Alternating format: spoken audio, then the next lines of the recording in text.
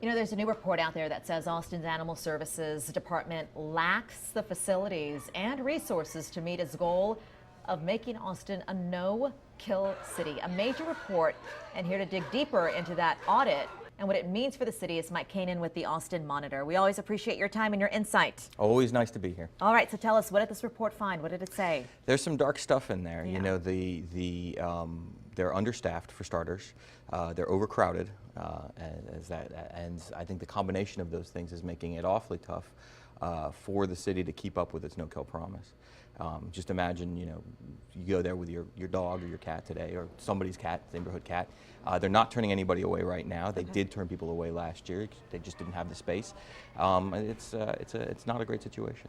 And so what does this mean then for the no-kill policy here in Austin? I think it gives rise to a little bit more criticism of it. You know, I think that it's a political thing, of course, because people were very interested in getting it passed. The Austin Pets Alive folks are very vocal and very effective at what they do.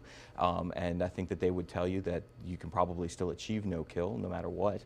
But I think that there's some reality coming into this picture here where it's an awfully difficult thing to do consistently. So if they're understaffed and they're overwhelmed and the crowding is an issue, what does it mean when it comes to response times, you know, if somebody has an emergency? Yeah, and so this is another issue. The folks, what we heard in the audit is that folks aren't responding to emergencies that come in after 5 p.m. until the next day, which is making these numbers look, and of course they are, dramatic in terms of response times, in terms of when the folks can get out there and respond to animal emergencies. It seems like one thing that they could do is sort of change that policy, but of course that's going to cost money. It's going to take people. It's going to, you know, and if not people, it's going to cost overtime, which is always a problem. Yes.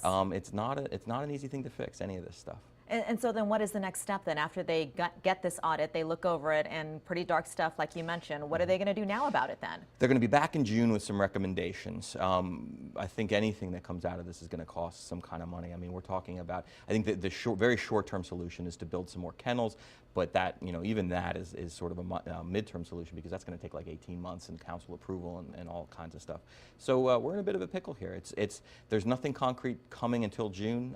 In June, we'll probably see a range of options, and then we'll see. Kennels, a lot of kennels they need to build, don't they? Yeah, but I can't remember the number off the top of my head. It's a lot of kennels. It's not a few. All right. Thank you, Mike, for joining us from the Austin Monitor. We always appreciate your time and shedding light on these issues. We'll talk to you next week to see what else council is tackling. Sounds great. Over at City Hall. All right, over to David, because David